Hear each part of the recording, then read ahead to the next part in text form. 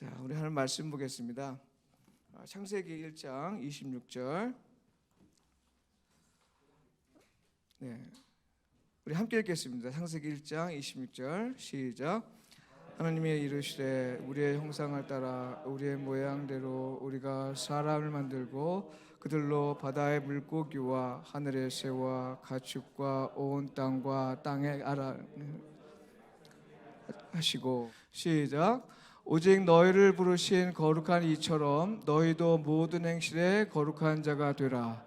기록되었으되 내가 거룩하니 너희도 거룩할지어다 하셨느니라. 아멘. 반갑습니다.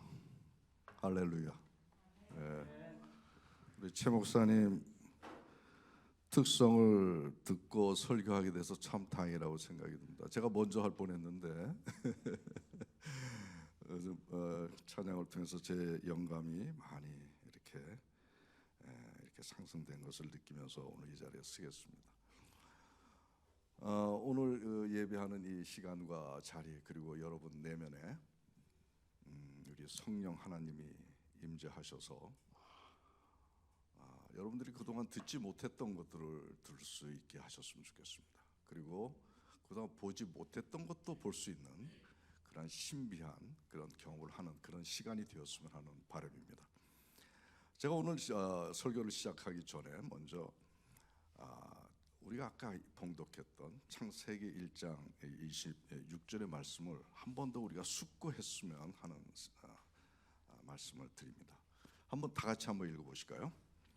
하나님이 이르시되 우리 모양대로 우리가 사람을 만들고 그들로 바다의 물고기와 하늘의 새와 가축과 온 땅과 땅에 기는 모든 것을 다스리게 하자 하시고. 네, 여러분들이 너무나 잘 아는 말씀이시죠, 그렇죠? 근데 나는 최근 이 말씀을 100번, 1000번 이렇게 봐도 볼 때마다 흥분이 되고 감동의 도가니, 그 환상에 빠지곤 하는 그런 말씀입니다.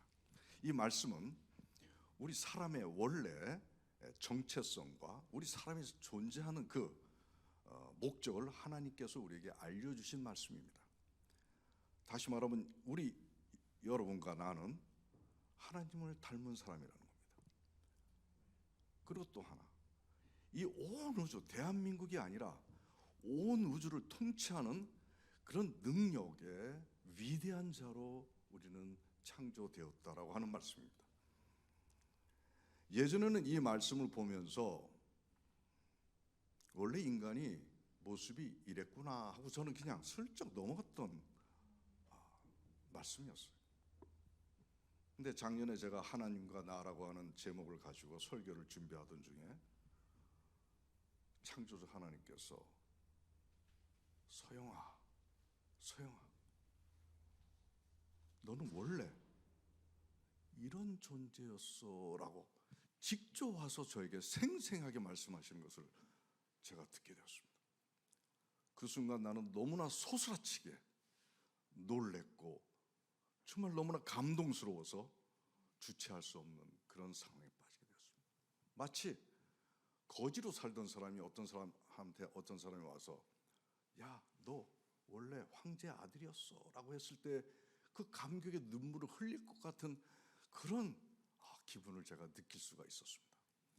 아무튼 이때부터 이 말씀이 저의 모든 신앙과 삶을 지배하기 시작했습니다. 나는 힘들고 지칠 때마다 이 말씀을 생각하면서 나의 날개를 핍니다. 그래서 온 우주를 통치하는 위대한 나의 모습을 상상하면서 어려운 그 상황, 그 지쳐있는 저의 모습을 얼마든지 이겨나갈 수 있는 힘과 자신감을 이 말씀에서 얻게 됩니다. 이뿐만 아니라 제가 화가 나거나 또 욕심과 교만 등 잘못된 생각을 하게 되면 다시 한번 이 말씀을 상상하면서 날개를 펴서 내가 하나님 닮은 인격과 모습을 갖춰야 되는구나 하는 생각을 하면서 부끄러운 나의 모습을 회개하며 하나님을 닮기에 노력합니다. 단 이 넉줄의 이 말씀이 나의 인생을 송두리째 바꿔가기 시작하고 있는 것입니다. 이제는 이 말씀 때문에 이제 저는 순간순간 발생하는 두려움과 근심과 걱정이 안개같이 서서히 사라지기 시작합니다. 나의 내면을 하나님의 자녀의 합당한 선한 내면으로 변화시키는데 굉장히 수월해지기 시작했습니다. 평안과 기쁨이 나에게 찾아왔고 현실은 어렵지만은 담대함과 자신감으로 많은 스트레스와 일들을 대처해 나가고 있는 새로운 삶을 저는 경험하고 있습니다. 여러분도 이 말씀에 푹 빠져보시기 바랍니다. 그리고 천국을 향해서 날개를 한번 달아보시기 바랍니다. 만약 여러분들이 나는 분명히 하나님의 자녀라고 고백을 하고 인정하는 분이라면 지금은 여러분들이 힘들고 무력하고 지친 모습이라 할지라도 장차 반드시 천국의 영광의 존재로 회복될 것을 확신하면서 하나님 자녀로서의 자부심을 갖게 될 것입니다. 아울러 조금 있으면 천국에서 하나님의 능력과 하나님과 함께 지혜의 삶을 누리면서 온 우주를 다스리는 자리에 오를 것을 소망하면 현재의 삶을 얼마든지 이겨나갈 수 있게 될 것입니다. 이제 여러분들 이 넉 줄의 말씀을 마음속 깊이 새기게 되면 여러분이 이 땅에서 넉넉히 이겨나갈 수 있는 버팀목의 말씀이 될 것이고 여러분들에게 이 말씀이 에너지와 큰 동력을 부여받게 될 것이라고 확신합니다. 여기에 우리 우주에 대해서 많은 흥미를 가지고 조예가 깊으신 분도 계십니다만 장차 이제 광대무변한 그 우주의 비밀을 거울 보듯이 꿰뚫어 볼 수 있는 그런 날이 올 것입니다. 반드시 천국 영광에 들어가셔서 우주를 통치하는 그 자리에 여러분들 모두 오르시기 바라겠습니다.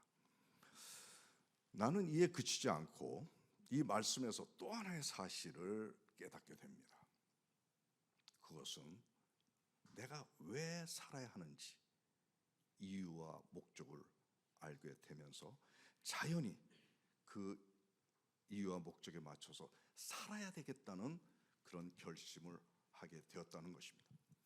세상에서 이 말씀 때문에 희락과 능력의 삶을 누리는 것에 그치지 아니하고 이제는 반드시 천국에 들어가서 거의 신 같은 위대한 나의 원래의 모습으로 돌아가기 위해서는 어떻게 살아야 되는지, 어떤 삶을 이루어야 되는지 고민하기 시작했다는 것입니다. 예전에 막연하게 구원받아 천국에 가야지, 아니면 이렇게 교회 다니며 하나님 믿으면 대충 천국 가겠지 했던 나의 아니란 신앙관에서 이젠 천국까지면 안 돼, 천국까지 않으면 안 돼 하면서 원래 나의 본향으로 꼭 돌아가야 되겠다는 강한 동경과 의지를 갖고 구체적인 노력을 하기 시작했던 것입니다. 어떻게 하면 이런 천국 영광에 우리가 이룰 수가 있을까? 나는 마치 예전에 옛날 얘기입니다만 서울대에 들어가서 다야지 하면서 입학시험을 준비했던 나의 예전의 모습을 떠올리게 됩니다. 그 대학을 들어가기 위해서 얼마나 공부하고 노력하고 도시락 세 개 싸들면서 노력했던지요. 그 생각을 하면서 나는 이제 천국에 입학을 위해서 이때보다 더 열심히 해야 되겠다는 그런 생각을 하게 되었습니다. 이런 목표를 가지고 오랫동안 연구하고 공부했던 것을 여러분들이 그 영광의 자리에 다 함께 가기 위해서 그것을 나누고 여러분들에게 알려주고자 이 자리에 저는 섰습니다. 제일 먼저 말씀드리고 싶은 것은 반드시 하늘나라에 오르려면 염두에 두고 실천해야 될 기본 과제가 있다라고 하는 것입니다. 그것은 장차 하나님께서는 우리 모두를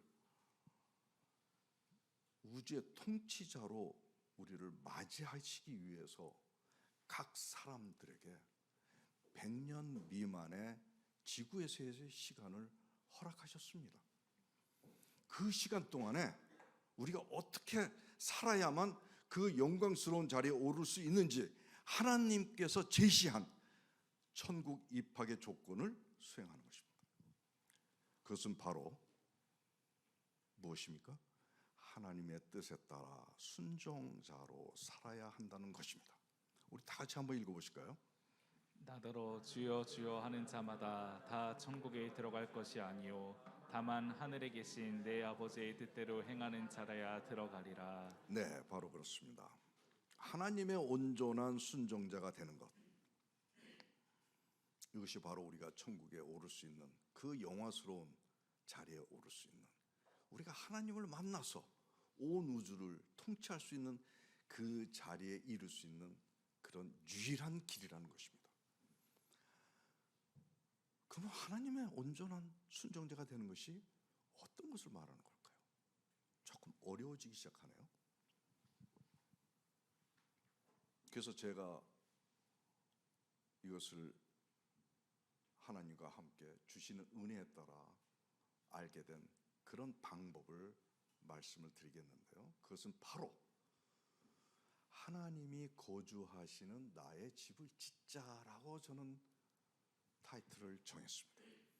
하나님의 온전한 순종자가 되기 위해서는 하나님께서 내 삶, 내 내면에 거주하실 수 있는 그런 집을 짓자라고 하는 것입니다. 뭔가 구체적인 건축 계획을 나 스스로가 세웠습니다. 이제 그 제목을 가지고 지금 여러분들하고 지금 벌써 5번째 지금 우리가 말씀을 나누고 있습니다. 하나님이 거주하시는 나의 집을 지으려면 어떻게 해야 되는지 이제 우리가 이것을 가지고 같이 공부하면서 나누면서 우리 신앙생활의 명제로서 이것을 추구해 나가는 그런 우리의 신앙 목표가 될 것이라고 생각합니다. 아무튼 우리가 이 하나님께서 내 삶을 지배하시고 거주하시는 그런 집을 짓는다는 것이 결코 쉬운 일은 아니지만 반드시 이루어야 될 우리들의 목표인 것입니다. 사실 교회에서 이러한 것들을 목표를 가지고 잘 가르쳐주지 않다 보니까 한국교회와 우리들이 정말 사람들이 보기에 정말 흠모할 만한 모습을 보이지 못했던 것이 사실입니다. 근데 만약에 우리가 하나님이 함께하는 우리의 삶이 된다면 우리는 빛으로 드러날 것이고 거룩함으로 드러날 것이며 사랑을 베풀 수 있는 자로 서게 될 것입니다. 그랬을 때 우리들 때문에 우리들의 모습을 보고 많은 사람들은 하나님을 발견할 것이고 우리들의 삶을 보고 저것이 하나님의 백성의 모습이구나 하는 것을 느끼게 될 것입니다. 그렇게 됐을 때 많은 사람들이 하나님을 따를 것이며 하나님의 진정한 생명과 진리와 사랑의 나라가 이 땅에 펼쳐질 것이라고 생각합니다. 저는 아무튼 나부터 하나님께서 거주하시는 최소영이 되기 위해서 노력해왔던 그런 것들을 여러분들에게 나눠드릴 것입니다. 지난 사반세기 동안 제가 정말 성찰하면서 하나님하고 정말 동행하면서 이루었던 그런 내용들인데요. 우선 그동안 얘기했던 걸 처음 오신 분들이 있기 때문에 간단히 복습하는 의미에서 몇 가지 좀 제가 제시를 할 텐데요. 먼저 집을 한번 봅시다. 집에는 이제 지붕이 있죠. 이것은 하나님 아버지와 예수 그리스도 성령께서 우리를 향한 뜻들이 있습니다. 아버지께서는 우리에 대한 뜻, 예수님께서 우리가 이렇게 살았으면 하시는 예수님의 뜻, 성령님의 뜻이 있습니다. 그것을 우리의 삶의 머리에 세워서 그것을 부여받는 그러한 일들을 해야 될 것입니다. 이것은 전에 첫 번째 시간에 얘기를 한 바가 있습니다. 그 다음에 두 번째는 예수 그리스도의 말씀의 터 위에서 우리를 하나하나 기둥을 세워나가는 것입니다. 거기에는 여러 가지 기둥들이 있습니다. 우리가 믿음과 사랑 실천과 의인의 삶과 성화를 이루어 나가는, 그래서 생명과 사랑과 진리와 통전 생명 섭리를 취득한 하나님의 자녀들이 되는 것입니다. 오늘은 하나님의 이름을만 부르지 말고 하나님을 닮자라고 하는 이 성화에 대해서 이제 설명을 드리겠습니다. 제가 성화라는 말을 하는 순간 여기에서 어떤 분들은 참 부담스러운 생각을 할지도 모르겠어요. 나 같은 사람이 어떻게 성화할 수가 있어? 그냥 성 테레사나 뭐 이런 분들이나 특별하신 분들이나 하는 거지 내가 어떻게 할 수가 있어? 나하고는 관계없는 얘기 아니야? 그냥 그러지 않아도 천국 갈 수 있는 거 아니야? 뭐 이런 정도로 생각하면서 아마 마음을 접는 분들이 없지 않아 있을 거라고 생각이 듭니다. 근데 따져보십시오. 교회 하나님을 믿으면서 교회 다니면 다 우리가 뭐라 그럽니까? 성도라고 얘기하죠. 거룩할 성자를 우리 이름 다 앞에다가 붙입니다. 하나님의 백성이 된 이상 보통 사람이 아니라는 거죠. 거룩한 성자를 붙여야 되는 존재가 되었다는 것이죠. 우리는 그렇게 하면서 우리가 성화되는 것에 대해서는 이상하게 거부감을 가지고 잘 이루려 하지 않는 우리들의 모습을 보게 됩니다. 성화 그럼 뭔가 너무 어려울 것 같아. 너무 어려울 것 같아. 근데 그렇지 않습니다. 성화는 남의 일이 아닙니다. 몇몇 특별한 분들의 얘기가 아니라 우리 모두의 우리의 얘기인 것입니다. 우리가 성화를 반드시 이루어야 된다고 하는 생각을 여러분들이 이 자리에서 가지시기 바랍니다. 어느 특정한 목사님과 어떤 특정한 분들만이 아니라 하나님의 자녀가 되었다라고 인정하는 사람이라면 반드시 성화를 이루어야 되겠다고 하는 결단을 가지시기 바랍니다. 이게 결단 정도까지라도 필요 없는 얘기입니다. 왜냐? 우리가 성화를 해야 되는 첫 번째 이유는 지난번에 시간에 살펴보았지만은 우리는 하나님의 백성이 되었습니다. 하나님의 자녀가 되었습니다. 우리 아버지가 하나님이십니다. 우리 아버지 하나님은 거룩하신 분이고 진리이신 분입니다. 그런 분이 우리 아버지니까 자식된 나 하나님처럼 닮아가야죠. 그렇기 때문에 성화는 뭐 결단을 해서 어떤 특별한 노력을 해서 이루어지는 것이 아니라 너무나 자연스러운 일이고 너무나 숙명적인 일인 것입니다. 이걸 피할 수가 없어요. 그동안 우리가 모른 척 해왔지만 이제 이 성화는 우리의 몫인 것입니다. 당연히 해야 될 우리의 명제인 것입니다. 아시겠습니까?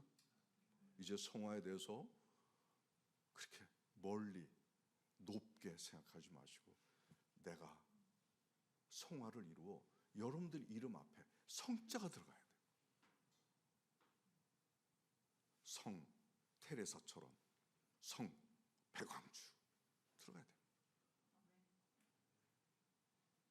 성 이길남 우리 모두의 얘기입니다. 남의 얘기가 아닙니다. 하나님께서는 아버지께서는 그랬습니다. 내가 거룩하니 너희도 거룩할지어다. 명령을 하셨습니다. 당연히 해야 될 것을 우리가 그동안 모른 척 해왔다는 것에 대해 이제 생각을 바꿔야 되는 시간이 되었습니다. 이제 하나님의 자녀로서의 신분 변화가 우리는 되었습니다. 만약에 그것을 여러분들이 인정한다면 여러분들이 이제 하나님을 나의 아버지라고 생각하고 실제 우리 아버지를 대하듯이 하나님을 생각하시기 바랍니다.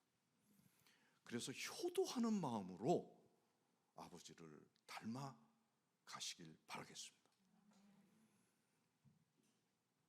저한테 최세영 당신은 신앙생활은 어떤 특징이 있어? 뭔가 좀 다른 게 있어? 그렇게 물어보신다면 난 이렇게 대답합니다. 나는 하나님을 저 멀리, 저 높이, 손으로 마음으로 닿을 수 없는 너무너무 멀리 있는 분으로 생각하지 않고 세상의 아버지 같은 리얼한 생각을 가지고 하나님을 대합니다. 저는. 그래서 하나님을 아버지라고 생각하면서 우리 아버지를 기쁘게 해드려야지 하는 효도하는 마음을 가지고 하나님을 대합니다. 나의 신앙의 시작은 여기서부터 시작이 되고 모든 신앙의 모습이 이것으로 포장이 됩니다.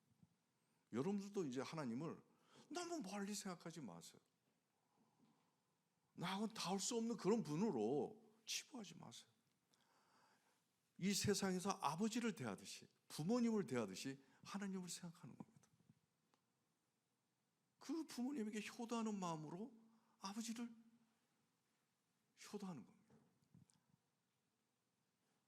부모의 좋은 점을 담고자 노력하는 것처럼 아버지 하나님의 그 거룩하신 것을 닮으려고 노력하는 겁니다. 이것이 바로 하나님과 우리의 관계가 떨어져 있는 것이 아니라 하나가 되는 관계로 여러분들을 자리매김하시기 바란다는 것입니다. 이러한 생각을 할 때 여러분들의 신앙은 이제 달라질 것입니다. 대충 교회에서 머물지 않고 안주하지 않고 이제 하늘에 계신 하나님과 함께 여러분들이 하나님을 닮아가면서 하나님과 같이 살아가면서 나중에 장차 하늘에 올라 하나님과 함께 온 우주를 다스리면서 영화스러운 그 자리에 오르게 되는 여러분들을 생각할 수가 있게 되는 것입니다. 이제 제가 왜 성화를 하지 않으면 안 되느냐에 대한 두 번째 이유를 얘기할 텐데, 만약에 여러분들이 하나님 아버지를 나의 아버지라고 생각하면서 한마음 한뜻으로 또 기쁘게 해드려야 되겠다는 효도하는 마음으로 하나님 앞에 선다면 이 두 번째 이유는 제가 얘기 안 해도 됩니다. 두 번째 이유는 뭐 간단히 설명한다면, 너희들이 아름다운 열매를 맺지 아니하면 다 찍혀 불에 던진다 그랬어요. 그리고 아까 말씀하셨던 것처럼 주여 주여 하는 자마다 다 천국 못 간다는 거였어요. 아버지 뜻대로 행하는 자 들어가려. 굉장히 무섭습니다. 사실 우리가 하나님의 경고가 말씀 중에 자주 나타납니다. 근데 우리가 그는 귀뚜로 넘길 때가 많아요, 그죠? 근데 이거 진짜 무서운 말입니다. 하나님을 믿고 하나님을 닮지 않고 부정한 생각과 행동과 아름다운 열매를 맺지 않으면, 그냥 교회만 왔다 갔다 하면, 그러면서 교회에서 주여 주여 하면 아무리 해봤자 하나님 뜻대로 살지 않으면 천국 못 간다는 거죠. 천국 못 가면 어떻게 됩니까? 지옥 갈 수밖에 없는 거잖아요. 천국과 지옥 둘 중에 하나니까. 자, 이제 아버지를 닮아 성화해 나가는 것, 우리 아버지를 닮아 성화해 나가는 것은 우리의 숙명적인 일이 되었습니다. 근데 가끔 지난 날을 생각하면서 지난 날 이렇게 했는데 내가 될까? 내가 될까? 남들이 볼 때 아름다운 일을 하지 못했는데 내가 될까? 이런 생각을 하시는 분이 혹시 있을지 모르겠어요. 그럼 하나님 생각을 한번 우리가 살펴봅시다. 하나님 생각을. 다행히 하나님께서 이 땅에 내려오셨습니다. 2000년 전에. 그분이 직접 몇 년 계시면서 당신의 뜻을 우리에게 보여주셨습니다. 행동을 통해서. 그분이 보여주신 행동을 보면 진짜 하나님께서 원하시는 사람이 어떤 사람인지, 하나님께서 기뻐 받으시는 사람이 어떤 사람인지 우리가 알 수가 있습니다. 하나님은 그때 내려오셔서, 지금 우리 교회 굉장히 많습니다. 큰 교회 많습니다. 굉장히 많죠. 몇만 명 되는 큰 교회, 목사님들 훌륭하시죠. 그리고 장로님도 훌륭한 장로님들이 많죠. 거룩하시고 기도도 잘하시고 교회 헌신 많이 하고 남들이 볼 때 우러러 볼 수 있는 일들을 많이 하고 새벽 기도 가고 봉사하고 헌신하고. 하나님이, 예수님이요, 그분들한테 안 갔어. 말씀을 보면 그분들한테 안 갔어요. 오히려 창녀한테 갔어요. 창녀한테. 강도한테 갔어요. 세리한테 갔어요. 네 번째가 세 번째 남편을 둔 여자한테 갔어. 참 이상하다.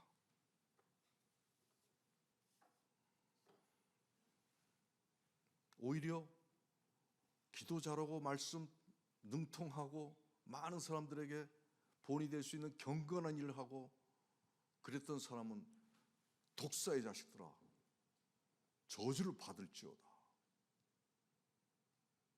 심판하셨어요. 오히려 그 창녀 세리 강도들에게 하나님께서 손을 펼치셨습니다.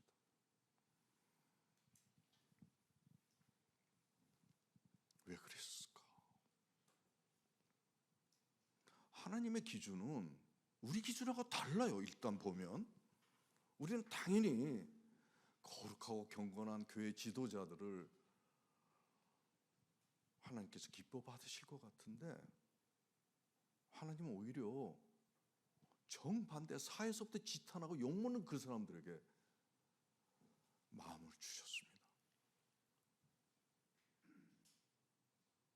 왜 그런가에 대한 것은 우리가 또 다음 시간에 한번 살펴보겠지만 그 속에 진정한 자기의 죄를 회개하는 마음이 있는지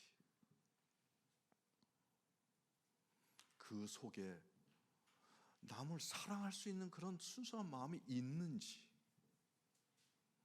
남의 어려움을 자기 어려움으로 생각하고 자비를 베푸는 마음이 있는지 그리고 나는 부족한 게 많아 허물이 많아 통회하는 마음으로 후회하면서 용서해 주셔요 하는 그런 회개 무릎을 하나님 앞에 꿇을 수 있는 마음이 있는지 하나님은 그걸 보신 겁니다. 그걸 보신 겁니다. 나도 환자로 보는 사람이지만 나 건강하다는 사람보다 나 어디 아파서 고쳐주세요 하는 사람을 나는 좋아해요. 뭐 이거하고 비교는 안 되겠지만 바로 하나님은 다 인간이 거룩한 교회 지도자든 맨 밑바닥에서 정말 더러운 짓을 한 사람이든 똑같은 겁니다. 그 겉은 다르지만 그 내면을 볼 때 그 내면의 사랑과 자비와 긍휼함과 또 후회하는 회개하는 마음이 있는지가 하나님께서 기뻐하시는 기준이라고 하는 것입니다. 그래서 내가 예전에 이렇게 살았어 저렇게 살았어 어떤 모습이었다 이게 전혀 하나님 앞에서는 큰 의미가 없는 것입니다.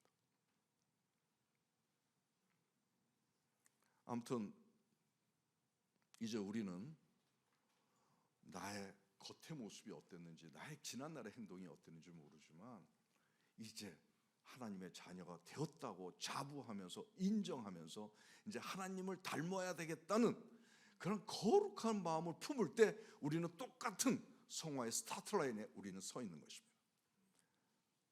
이제 우리가 성화해야 되겠다는 숙명적인 걸로 받아들이고 의지를 가지고 우리가 다 같이 함께 하나님을 향해 달려나가는 우리 모두가 되기를 간절히 바랍니다.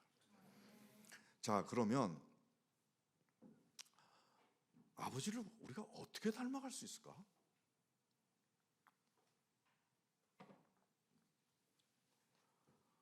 이제 참 어렵죠. 말이라도 좀 거룩하게 해볼까? 예, 알겠습니다 하고 뭐 누가 날 욕해도 괜찮습니다 이래 볼까요? 아니면 어디 노숙자한테 가서 계속 헌신하면서 봉사하면서 그런 마음에 그런 작정을 할까요? 그리고 아니 짐 싸들고 산에 들어가서 수도하면서 하나님 닮아야지 하면서 한번 노력해 볼까요? 이렇다고 해서 하나님을 닮을 수 있을까? 물론 그것도 중요합니다. 그렇지만 절대 그래가지고는 하나님 닮을 수가 없습니다. 오히려 위선자가 될 뿐입니다. 겉으로만.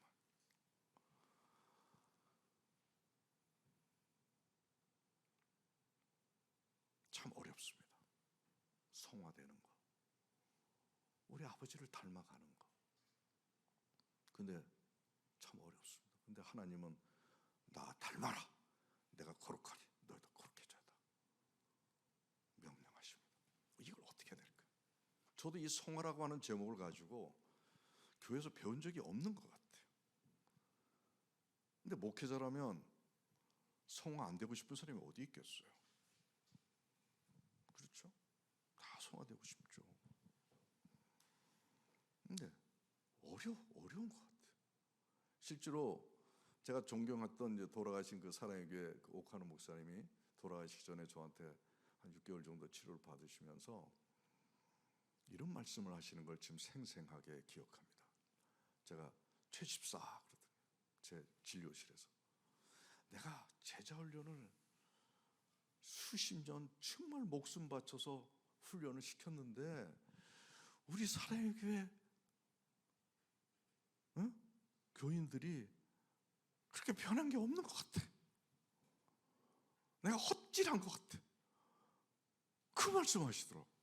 나는 그 오카노 목사 밑에서 엄청나게 공부를 많이 했거든요.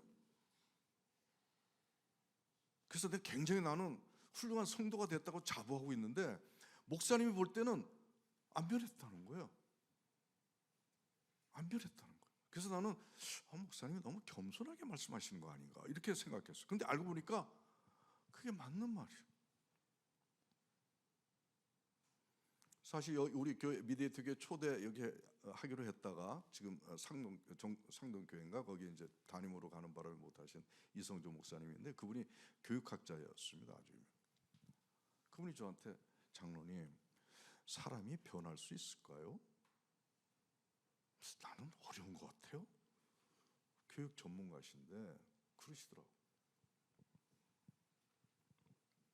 우리 최수 목사님께서 사람이 왜 죄를 짓는가에 대한 논문을 쓰셨습니다. 거기에 인용한 내용을 보면 충격적인 것은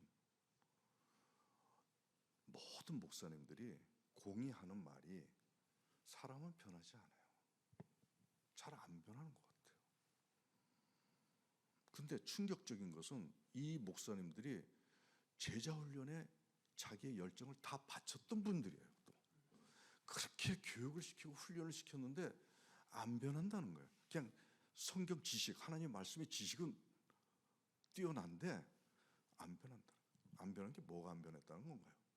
바로 하나님의 형상을 닮은 예수님의 인격과 같은 그런 모습으로 변하지 않았다는 걸 얘기하는 겁니다.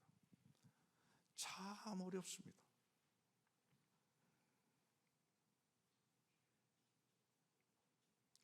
이런 예수님 하나님을 닮은 인격으로 변화되는 것은 우리가 열심히 기도하고 말씀 공부하고 교회 봉사하고 큐티하고 뭐 이래서 잘 안 돼요. 잘 안 돼. 다 그런 열심히 하시는 분들 훌륭하시죠. 그러나 실제로 그 내면을 보면 하나님의 내면을 닮은 모습이 없다는데 놀라지 않을 수가 없는 것입니다. 자, 이제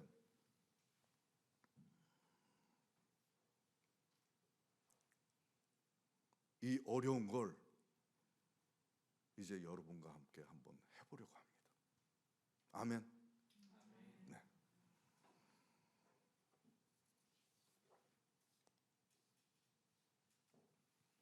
어떻게 하면 될까? 저는 이제 의사로서 그동안 심각한 그런 병에 시달리는 환자들을 많이 보았죠.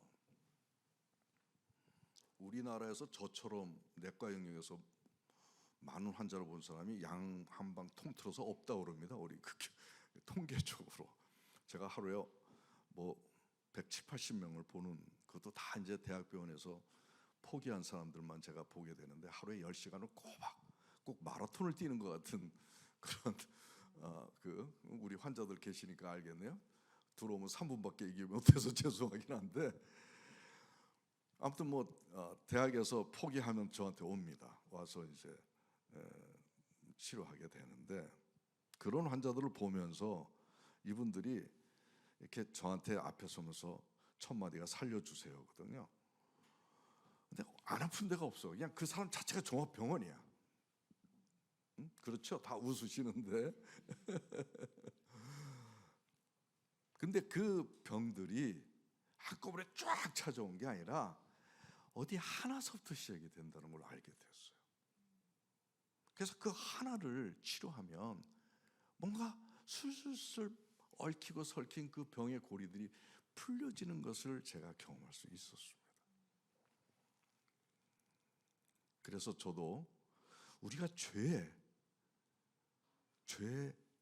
정말 죄로 물들어진 그냥 서로 얽히고 설킨 이 죄의 실타래를 어떤 것으로부터 풀어나가면서 하나님을 닮은 그 길을 비로소 들어갈 수 있는지 그 죄의 씨앗과 근원을 찾는 것이 중요하겠다라고 저는 환자를 보면서 생각을 한 거죠.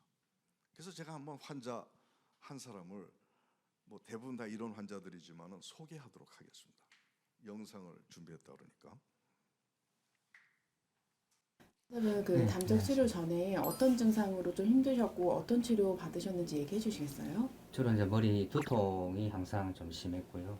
안구 쪽에 항상 건조한 느낌이 좀 심했고, 그리고 코 쪽으로도 또 코막힘이라든가 콧물 오른쪽으로 비염 증상도 좀 있었고, 입마름이 좀 많이 심해서 좀 많이 답답한 느낌을 많이 받았고, 목에 이물감도 많이 느끼고, 목 어깨 통증은 항상 좀 많이 느끼고 있는 편이었고, 가슴도 많이 답답하고, 간혹 숨차기도 하고, 불안하고 초조한 마음도 좀 있었고, 그래서 위장 운동 자체가 거의 안 되고 있는 상태였고, 뭐 밥을 못 먹을 정도로 심했기 때문에 뭐 가끔 죽을 먹을 때도 체기가 심해가지고 자꾸 위로 역류되는 느낌도 많이 심했고, 체기가 너무 심해서 어떨 때는 식사를 하루에 한 끼도 못 먹을 때가 많았습니다. 부산에 한의원인가 있는데 거기서 통원 치료하면서 일주일에 한 3번 정도 내원해서 치료받았는데 그게 증상이 호전이 안 돼서 거기서 위대장 내시경을 한번 해보라고 이제 권유를 하셔가지고 구포에 있는 그 내과라고 거기서 위대장 내시경을 했는데 결과는 위대장 내시경상 대장은 그냥 가민성 대장 증후군이고 위는 위염이나 역류성 식도염 정도 있다고 들었습니다. 그래서 약을 뭐 제산제하고 위장을 기능적으로 좀 도와주는 그런 약제들을 한 달 정도 복용했는데 크게 증상이 호전되지 않아.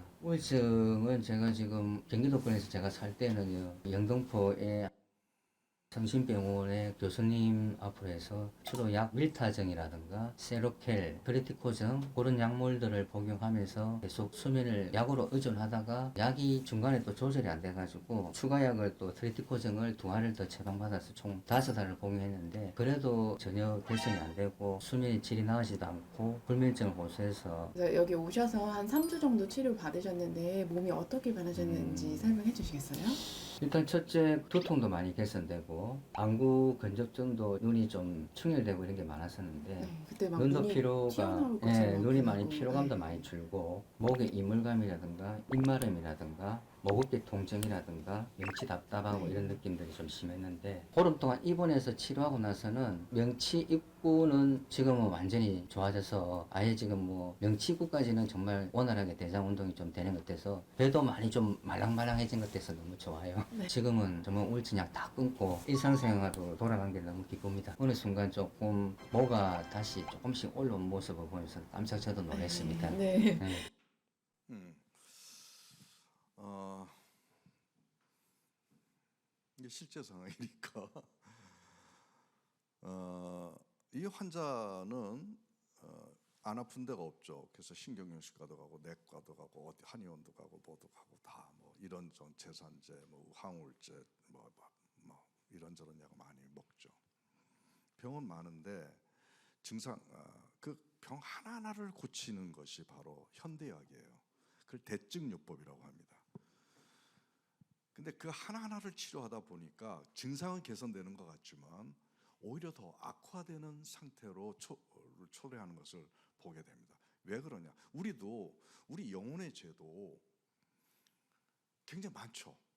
부족한 게 많아요. 허물도 많고 내 성격도 어떻고 감정도 좋지 않고 나는 조금만 하면 예민하고 짜증 잘 내고 뭐 화 잘 내고 근심 걱정 잘하고 뭐 두려워하고 교만 잘하고 뭐 욕심 많고 뭐 영혼의 죄도 많죠. 많을 거예요. 감춰서 그렇지. 그거 하나하나 치료 하나하나 안 돼요. 지금 이 환자 대증요법으로 양약으로 이런저런 약 다 쓰고 한 방으로도 이런 약을 써서도 안 됐지만 뭐 하나 치료하니까 풀리더라고요. 네? 뭐 하나 치료하니까 바로 영혼의 병도 뭐를 하나 치료하니까 풀리더라는 얘기죠. 서서히 건강의 시작이 진행되고 서서히 죄의 해결이 시작이 되더라고요. 그게 뭐냐? 육신의 질병의 씨앗이 뭐냐를 사실 제가 하나님의 은혜로 발견을 한 사람입니다. 그게 2002년인데요. 우리 한의학에서는 위와 장을 우리 몸의 중심에다 딱 세우셨어요. 가만 보세요. 그죠? 중심에 다 있어요. 식도, 위, 십이장, 소장, 대장 이게 다 중심에 있어요. 그 옆에 이쪽에는 왼쪽에는 심장이 있고 오른쪽에는 간이 있고 뭐 위에는 뭐 폐가 있고 밑에는 방광이 있고 왼쪽으로는 저쪽 쳐져서 췌장이 있고 뭐 콩팥은 또 뒤쪽에 가 붙어 있고 위하고 장을 중심으로 해서 모든 장기들을 이렇게 포진을 하셨어요. 이것은 하나님의 창조의 섭리가 여기서 우리가 엿볼 수 있는 것인데 모든 장기가 위와 장으로부터 영양분을 공급받고 림프 면역 물질을 공급받고 다 그런 것을 우리가 볼 수가 있었습니다. 그래서 위와 장이 모든 생명의 시작이기도 하지만 모든 병의 시작이 될 수도 있다라고 하는 것을 우리가 알 수가 있습니다. 근데 그동안 위와 장의 문제를 내시경으로만 봤는데 내시경으로만 보면 위와 장의 점막만 보게 되는 거잖아요. 근데 위와 장의 구조를 보면 이렇게 두껍습니다. 그 두꺼운 그 조직 안에 얼마나 많은 아주 세밀한 그 기관들이 그 팩터들이 다 들어차 있는지 놀랄 정도였습니다. 제가 그걸 이제 책으로 써서 출간을 했습니다만 그동안 점막 이면 조직에 의학이 관심을 두지 않았어요. 왜냐하면 내시경이 안 보이니까 사각지대니까. 근데 거기를 보니까 우리 몸에서 면역 세포가 제일 많아요. 위장에. 우리는 위장을 그냥 밥통이라고 생각을 해가지고 무시해 버렸다. 근데 그 안에 면역 세포가 제일 많아요. 면역 세포가 많다는 건 뭐예요? 군대 조직이 제일 많다는 거예요. 군대 조직이. 전쟁하는 군대 조직이 위장에 제일 많아요. 몇 퍼센트 있는 줄 아세요? 우리 몸에 70%가 있어요. 그리고 신경이 뇌가 신경 다발 기관이니까 뇌 빼고 우리 몸에서 신경이 제일 많은 데가 어딜까요? 난 척수신경이나 아니면 뭐 심장이나 뭐 이런 데인 줄 알았어요. 근데 그걸 다 세 보니까 위장이 뇌 다음으로 최고로 많아요. 신경이 많다는 건 뭡니까? 정보기관이 아주 잘 발달되어 있다는 거예요. 그러니까 국방력하고 정보력이 위에 다 있어요. 놀라운 일이죠. 그래서 하나님이 위와 장에다가 제일 생명의 중심을 놓아둔 겁니다. 근데 다행히 제가 위 점막 이면 조직의 손상병을 발견해서 그걸 담적병이라고 이제 이름을 붙였습니다. 근데 중요한 것은 위 점막은 치료하기 쉬운데 점막 이면 조직을 치료하는 건 너무 어려웠습니다. 21년의 시간이 필요했습니다. 근데 이제는 성공을 해서 지금 이와 같은 치료 효과를 볼 수 있게 되었습니다. 그 과정을 얘기하면 눈물겹도록 어려운 시간들을 보냈습니다. 약 하나 개발하는 것도 7년이 걸렸습니다. 바로 그것이 육체 질병의 씨앗이었던 것입니다. 100%는 아닙니다. 한 80% 전후가 위하고 장 이면 조직의 문제, 그것이 바로 제가 얘기한 담적병인 것입니다. 그것을 치료했더니 뭔가 장기들이 좋아지기 시작하는 거예요. 피가 맑아지기 시작하는 거예요. 면역 기능이 다시 회복이 되기 시작하는 거예요. 우울증도 보니까 정신병이 아니고 위장병이었더라는 것이죠. 근데 이런 새로운 사실을 발견하게 됐는데 분명히 우리 영혼의 질병도 뭔가 씨앗이 있을 것이다.